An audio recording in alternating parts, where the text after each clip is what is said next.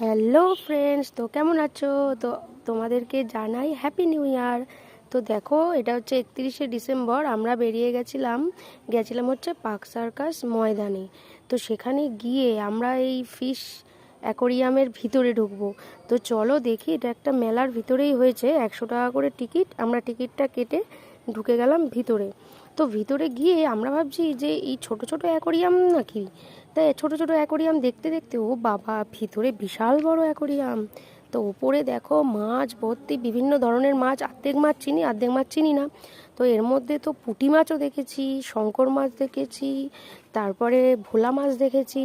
তো কিছু কিছু পুঁটি মাছ ছোট, আবার কিছু কিছু পুঁটি মাছ অনেকটাই বড়। তো মেয়ে আমার ভীষণ আনন্দ পাচ্ছে। তো দেখো, আমি তোমাদের ওই বড় বড় পুঁটিগুলো দেখাচ্ছি।